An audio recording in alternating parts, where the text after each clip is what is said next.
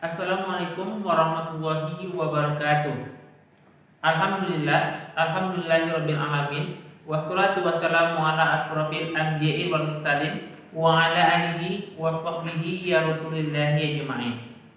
Puji syukur marilah sama-sama kita aturkan kehadiran Allah Subhanahu wa taala yang telah melimpahkan rahmat, nikmat dan karunia-Nya kepada kita semua. Terlebih-lebih rahmat kesehatan, sehingga pada kesempatan kali ini kita masih diberikannya kesempatan untuk bisa menghirup udara di bumi Allah ini.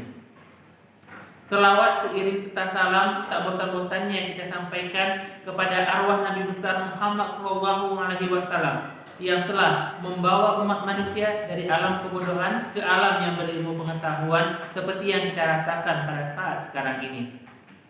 Baiklah, sebelum Ustadz memasuki pembelajaran kita pada pagi hari ini, terlebih dahulu Ustadz akan memberikan sebuah nasihat kepada antum dan antuna di rumah, di mana nasihat ini Ustadz ambil dari sebuah hadis yang diriwayatkan oleh Muslim yang berbunyi Bismillahirrahmanirrahim.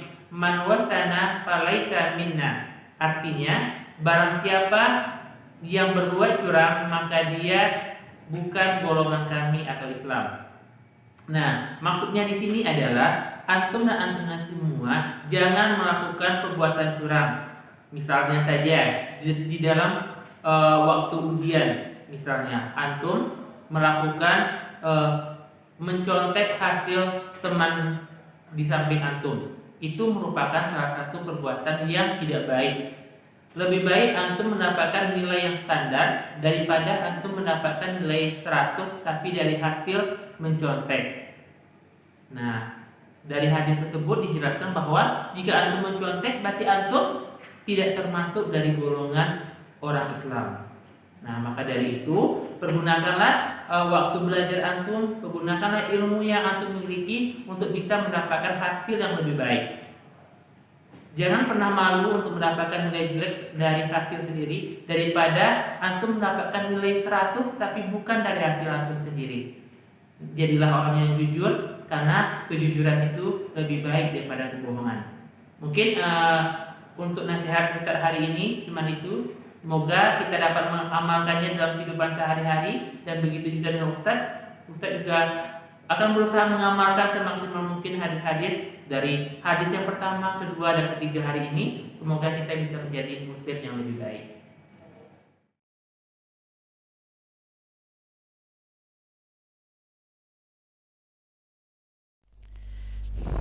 Baiklah, kita akan masuk kepada materi kita yang selanjutnya pada bab pertama ini, yaitunya tentang tata air di Indonesia. Sebelum kita mempelajari lebih lanjut tentang tata air di Indonesia, terlebih dahulu kita akan mempelajari tentang pengertian dari air. Air adalah cairan jernih, tidak berwarna, tidak berasa, tidak berbau, yang diperlukan untuk kelangsungan hidup manusia, hewan, dan tumbuhan. Nah, jadi untuk kebutuhan hidup manusia tidak pernah terlepas dari air. Kenapa? Karena segala aktivitas manusia umumnya memerlukan air, seperti memasak, untuk minum, untuk mencuci, dan untuk bertani. Nah, selain itu perlu antum ketahui bahwa lebih dari 70% permukaan bumi ini digenangi oleh air. Hanya sekitar sepertiga atau 30% yang merupakan daratan. Jadi, segala yang ada di bumi ini lebih didominasi oleh air. Baiklah, kita masuk kepada materi kita yang selanjutnya tentang perairan darat.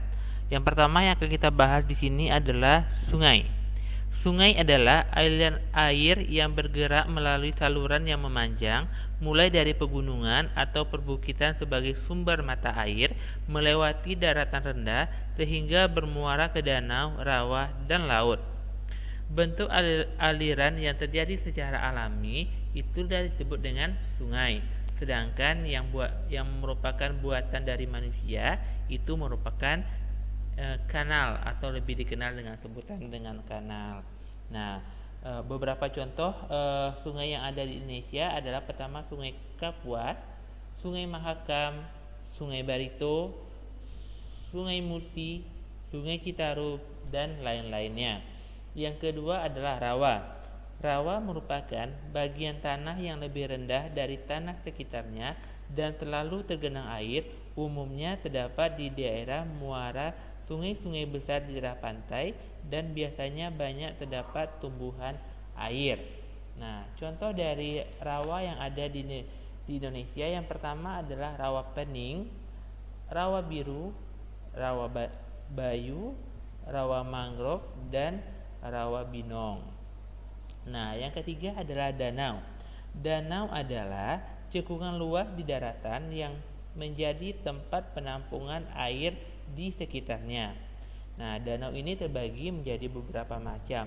Ada danau tektonik, danau vulkanik, dan danau buatan. Danau tektonik adalah danau yang terjadi akibat pergeseran lempengan yang ada di dalam perut bumi.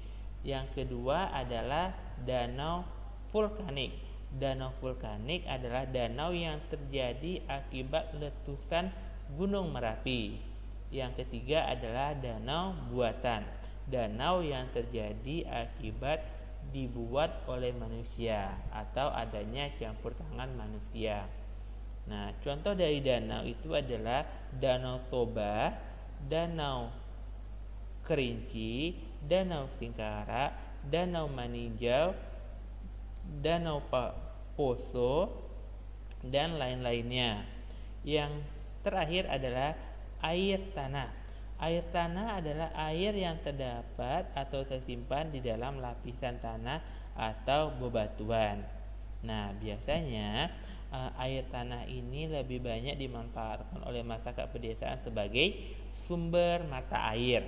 Nah, jadi banyaklah karena air yang tersimpan di dalam tanah atau bebatuan tersebut sudah difilter oleh tanah, bebatuan, pasir sehingga menjadi mata air yang dapat dimanfaatkan oleh masyarakat untuk mencuci piring, dikonsumsi untuk minum dan sebagainya.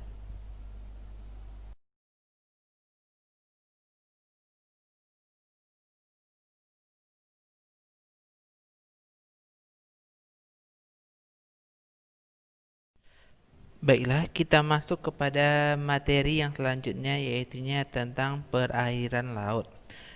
Laut adalah kumpulan air asin dalam jumlah yang banyak dan luas yang memisahkan benua atau pulau yang satu dengan benua atau pulau yang lainnya.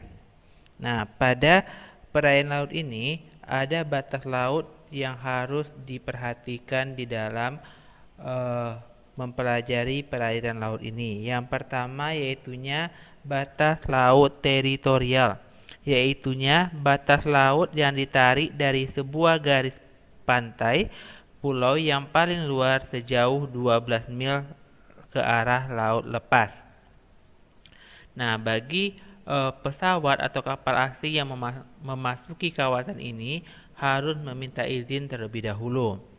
Yang kedua adalah batas landas kontinen, adalah wilayah laut berkelanjutan dari sebuah kontinen atau benua di mana batas landas kontinen terletak pada 200 mil dari garis dasar dan memiliki batas vertikal pada kedalaman 150 meter dari permukaan air saat surut.